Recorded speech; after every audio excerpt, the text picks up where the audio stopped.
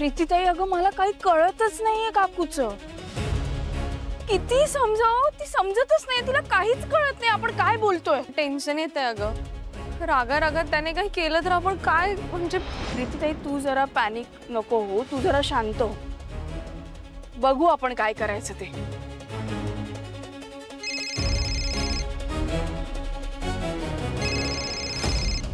Hello, तुम्ही ज्योती सावरकरच बोलताय ना? हा बोला. अहो तुम्हाला हॉल बुक करायचं का नाही? अहो नाही नाही, हॉलचं बुकिंग करायचंय ना.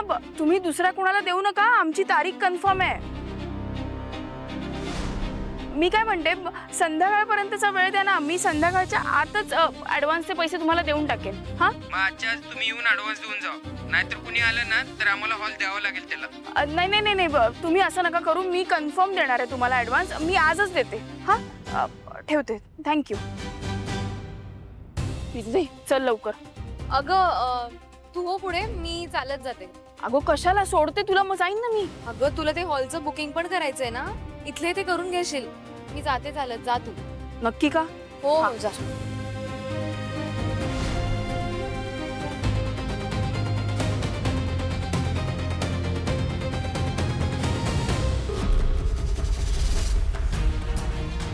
आई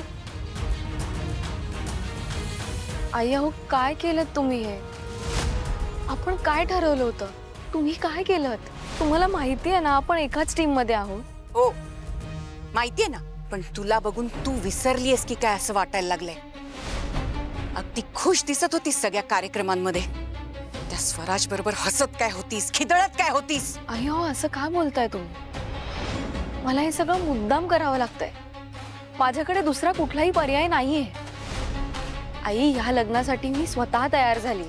मीच जर तोंड पाडून बसले तर माझ्या घरच्यांना काय वाटेल? लग्न मोडतील माझं ते. आत्ता कुठे मी ज्योतीला पटवून दिले की मी ह्या लग्नाला तयार झाली.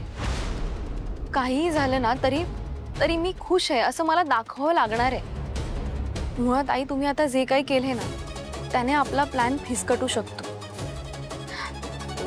आई आधी या लढाईत मी एकटी होतो, आता तुम्ही माझ्या बरोबर आहात तर किती बरं वाटतंय मला. पण जर आता तुम्हीच माझा प्लॅन फिसकटवणार असाल मग मी काय करू? जे होते ते बघत बसू आणि शांत राहू? आई हो असं का करताय तुम्ही? मी असं म्हणतच नाहीये.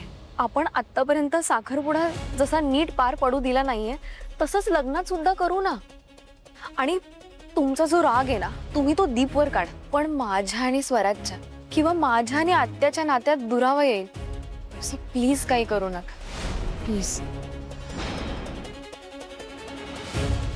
ठीक आहे, घेते. ती ज्योती येऊन मला सुनवून जाते काय? आता बघच मी काय करते.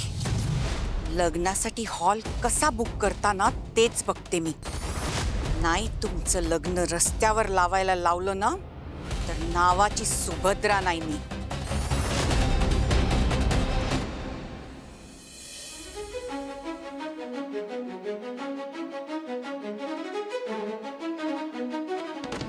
आत्या, आत्या, आत्या काय झालं? तू तू बोलत का नाही आहेस माझ्याशी? तू अशी न बोलता नको राहूस ग. तुला माहिती आहे ना मला त्रास होतो. आणि जो मला त्रास झाला त्याचं काय स्वराज? एवढ्या हौसेने तुला कुर्ता दाखवायला आले होते मी, तर तू तुझ्या खोलीतनं गायब. आणि कुठे होतास? सावेकरांकडे केर काढत. कसं रे स्वराज? का का असं वागतोयस तू? आत्या तू प्लीज शांत हो. तू ऐक ना, तू इकडे बस. नाहीये बस.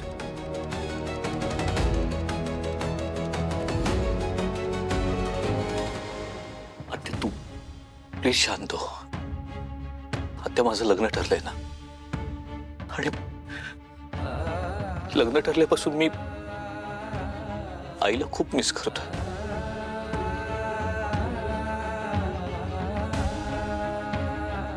तू पण अशी वागलीस तर मी काय करू सांग? आईनंतर आमची दुसरी आई तू आहे सत्या.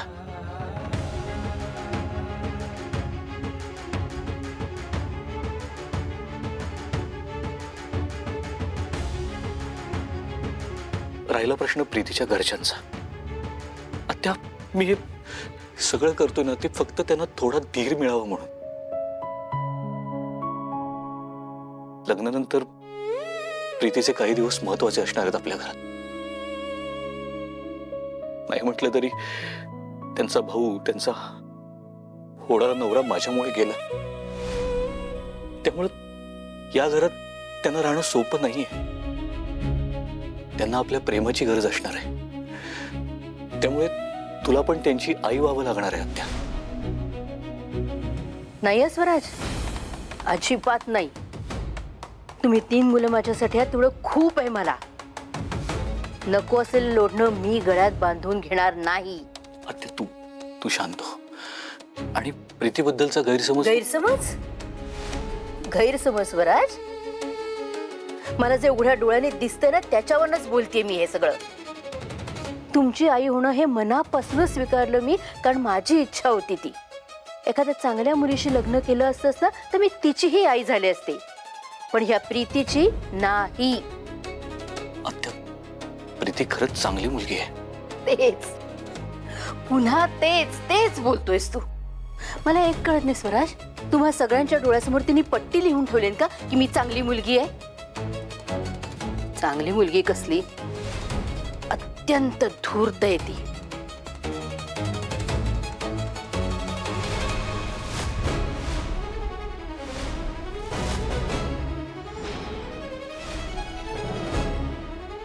निर्लज्जासारखं आम्ही जिथे जाऊ तिथे येऊन आम्हाला त्रास देत असतोस. लाज वाटत नाही तुला?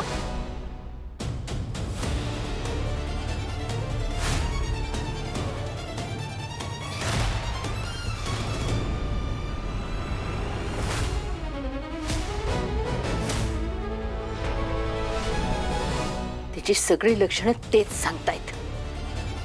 ह्या घरात आल्यानंतर ती काहीतरी मोठा प्रॉब्लेम करेल ह्याची सतत भीती वाटत असते मला. आत्या, हे बघ, असं काहीही होणार नाहीये. मला, बाबांना, दीपला, विराजला, आम्हाला कोणालाही त्यांच्याबद्दल काही वाईट जाणवलं नाही. तू उगाचच त्यांच्याबद्दल एक मनात गैरसमज करून घेतलायस. त्यामुळे प्रीती तुला प्रत्येक गोष्टीत चुकीच्या वाटतात. हो का?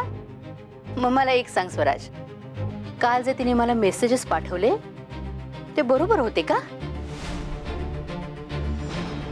आत्या, ते मेसेजेस प्रीतीने केलेले नाहीयेत. पट्टी, ही चांगली मुलगी आहे हो ना? त्यांनी त्यांच्या भावाची शपथ घेतली आणि त्या भावाची खोटी शपथ नाही घेणार. आपल्याला विश्वास ठेवायला हवा ना या गोष्टीवर. आत्या, ते खरंच मेसेज प्रीतीने केलेले नाहीयेत, पण ज्यांनी कोणी केले असतील ना ते लवकरच आपल्याला कळेल. मग तुझा विश्वास बसेल प्रीतीवर. मी पण त्याच दिवसाची वाट बघते स्वराज.